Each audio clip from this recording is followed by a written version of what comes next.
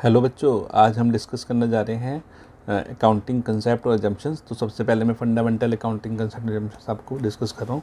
इसमें first point आता है हमारा going concern assumption.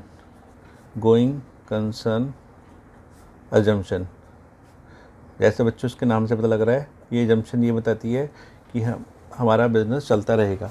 Going concern, the concern मतलब फर्म, हमारा बिजनेस चलता रहेगा। तो according to the going concern assumption, it is presumed that business shall continue business shall continue for a foreseeable period. Business shall continue for a foreseeable period. foreseeable period का मतलब होता है बच्चों एक लंबे समय के लिए, लॉन्ग पीरियड के लिए हमारा बिजनेस चलता रहेगा। हम कभी भी उस बिज़नेस को क्लोज नहीं करेंगे। राइट, गोइंग कंसर्न, ठीक है। For there is second point जो हमने इसमें डिस्कस करना है, there is no intention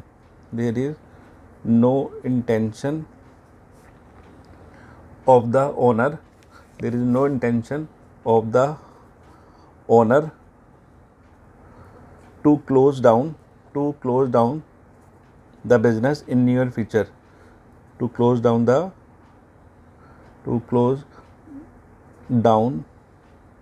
the business in near future, यानी कि नियर फ्यूचर में हम कभी भी बिजनेस को क्लोज नहीं करेंगे।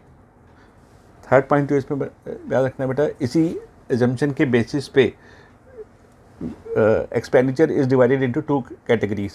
एक्सपेंडिचर्स इसी एग्जाम्पशन के बेसिस पे जो भी हम अपने खर्चे होते हैं is divided into two categories. उसको दो कैटेगरीज में हम डिवाइड करते हैं, इनटू टू कैटेगरीज, क्योंकि हमें बिजनेस को लंबे समय तक चलाना है, इसलिए खर्चों को भी दो हिस्सों में बांटना जरूरी है। पहला हो गया रिवेन्यू एक्सपेंडिचर की वजह से हम कहते हैं कि भाई ये खर्चा जो है हमारा यूज़फुल होगा फॉर 1 ईयर, यानी कि जो एक्सपेंसेस हमारे यूज़फुल हैं एक शॉर्ट पीरियड के लिए, यूज़फुल फॉर 1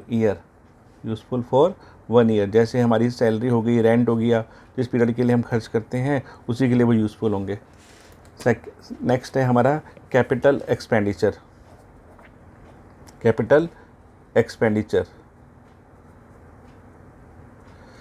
एक्सपेंडिचर, यानी कि useful for more than 1 year. वो खर्चे जो हमारे 1 साल से ज़्यादा के लिए यूज़फुल होंगे। जैसे हमने कोई मशीन खरीदी, कोई बिल्डिंग खरीदी, useful for more than 1 year, right. तो ये हमें ध्यान रखना होता है। और तीसरा हम जो इसमें डिवाइड करते हैं लॉन्ग टर्म कॉन्ट्रैक्ट्स, कि ये कॉन्ट्रैक्ट्स हमने लॉन्ग टर्म के लिए किए हैं और ये हमें इसका बेनिफिट जो है फॉर ए लॉन्गर पीरियड तक हमारा चलता रहेगा, लॉन्ग टर्म कॉन्ट्रैक्ट्स। तो इस तरीके से बच्चों ये हमारा पहला बेसिक कंजम्पशन था, गोइंग कंसर्न अजम्पशन। होप आपको ये समझ में आ गया होगा। नेक्स्ट हम चलते हैं, सेकंड अजम्पशन है हमारी कंसिस्टेंसी अजम्पशन। राइट, कंसिस्टेंसी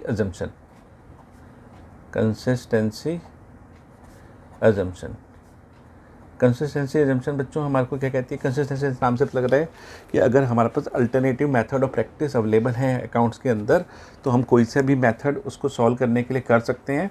लेकिन एक बार जो मेथड और प्रैक्टिस अडॉप्ट कर लिया उसको हमें कंसिस्टेंसी फॉलो करना चाहिए, उसको चेंज नहीं करना चाहिए। तो according to this assumption there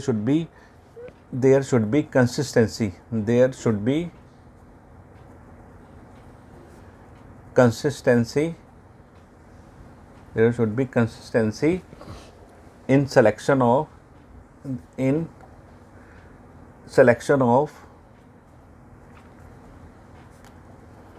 one method of accounting, one method of accounting.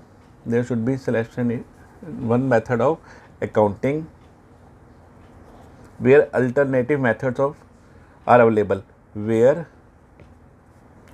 Alternative methods are available. जब हमें एक ही चीज़ को करने के लिए ऑल्टरनेटिव मेथड अवेलेबल होते हैं तो हमें उसमें एक मेथड को सिलेक्ट कर लेना चाहिए और उसको कंसिस्टेंटली ईयर टू आफ्टर उसी मेथड से फॉलो करना चाहिए। जैसे एग्जांपल के लिए बताता हूँ, डेप्रिसिएशन, जो आगे चैप्टर हम पढ़ेंगे डिटेल में, depreciation on fixed assets. Depreciation on fixed assets, depreciation asset can be charged on straight line method or written down value method। तो बच्चों यहाँ पे डेप्रिसिएशन लगाने के डिटेल में मैं आपको बताऊँगा। डेप्रिसिएशन आपको पता ही है, एसेट्स की वैल्यू जब गिर जाती है किसी भी रीजन से तो उसे डेप्रिसिएशन कहते हैं। तो उसको चार्ज करने के दो मेथड होते हैं, स्ट्रेट लाइन मेथड और रिटर्न डाउन वैल्यू मेथड। लेकिन आप एक बार जो भी मेथड सेलेक्ट कर लोगे, स्ट्रेट लाइन मेथड, उसको कंसिस्टेंटली फॉलो करना है, it should not be changed. तो कोई भी मेथड आप अडॉप्ट करो, method either straight line method और रिटर्न डाउन वैल्यू मेथड, बस इस मेथड को कंसिस्टेंटली आप फॉलो करना है, not to change every year. ये कंसेप्ट हमें ये बताता है, राइट। और तीसरा पॉइंट जो हमें इसमें ध्यान रखना है बच्चों कि अगर हमें कोई चेंज करना भी पड़ जाता है तो हम चेंज कर सकते हैं, लेकिन उसका इफेक्ट ऑफ चेंज और मेथड और profit should be clearly disclose करना चाहिए। तो if we change the method,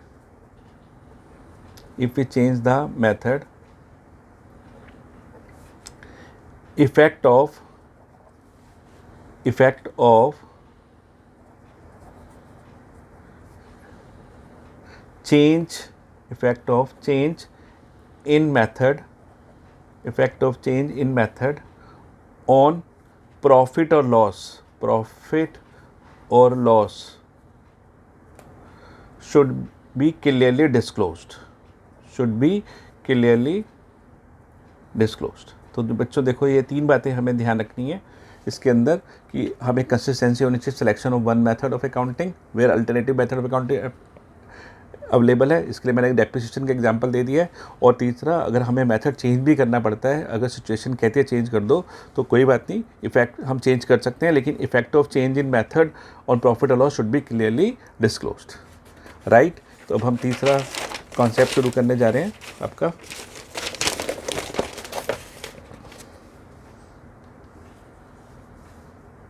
third method हमारा है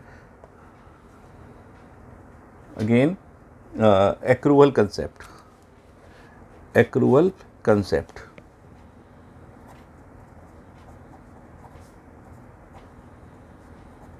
वेरी इंपॉर्टेंट है बच्चों ये एक्रूअल कंसेप्ट। ये कंसेप्ट क्या कहते हैं हमें कि एक ट्रांजैक्शन को जब भी हमें बुक्स में कब रिकॉर्ड करना चाहिए, जब वो ट्रांजैक्शन हो जाती है, takes place, not when settlement take place. इसको हम एग्जांपल से भी डिस्कस करेंगे। According to this assumption, a transaction is recorded in the books when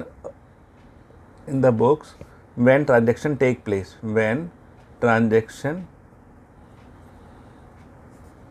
take place, जब वो ट्रांजेक्शन हमारी हो जाती है तभी हमें उस ट्रांजेक्शन को रिकॉर्ड कर देना चाहिए, and not when settlement take place, and not when final settlement take place। इसको बच्चों हम एक एग्जांपल से समझते हैं, राइट। जैसे मिस्टर राम है, mister Ram has sold goods worth ₹10,000 to mister Shyam. Mister Ram ने 10,000 के गुड बेचे हैं मिस्टर श्याम को on 15 March 2020, right. And cash is received, cash जो उनको मिलता है उस पर्सन से, cash is received on 15th April, right. उन्होंने पेमेंट जो है उनको जो करी है 15th अप्रैल को करी है 2020 को। तो एक्रूअल कंसेप्ट कहता है कि इस ट्रांजेक्शन को हमें 15 मार्च को ही रिकॉर्ड कर देना चाहिए। तो according to this transaction should be according to the accrual concept, this transaction will be recorded on 15 March on accrual basis।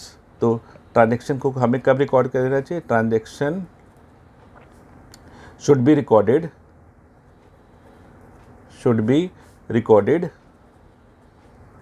on 15th March, not on 15th अप्रैल, जब सेटलमेंट हुई थी, जब पैसे मिले थे, राइट। ये प्रिंसिपल हमें हेल्प करता है टू कैलकुलेट ट्रू प्रॉफिट और लॉस, ताकि हम सही प्रॉफिट और लॉस निकाल सकें। कैलकुलेट ट्रू प्रॉफिट और लॉस। और इनकम टैक्स अथॉरिटीज़ जो होती हैं बच्चों, वो भी इस मेथड को परमिट करती हैं। तो इनकम टैक्स अथॉरिटीज़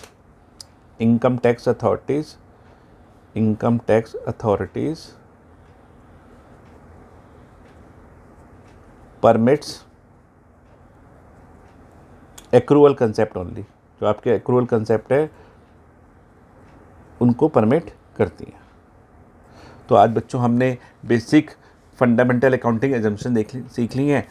ये आपको पसंद आई होंगी। आप इसको पॉज करके आप इनका स्क्रीनशॉट भी ले सकते हो, और पेपर में अगर आपके एग्ज़ाम से पूछा जाता है तो विद एग्जांपल्स आप ये मेंशन कर सकते हो, और फुल मार्क्स आपके आ जाएंगे। होप आपको ये वीडियो अच्छी लगेगी। आप इसको अच्छी लगती है तो आप इसको लाइक कीजिए और सब्सक्राइब कीजिए। थैंक यू बच्चों, बाय।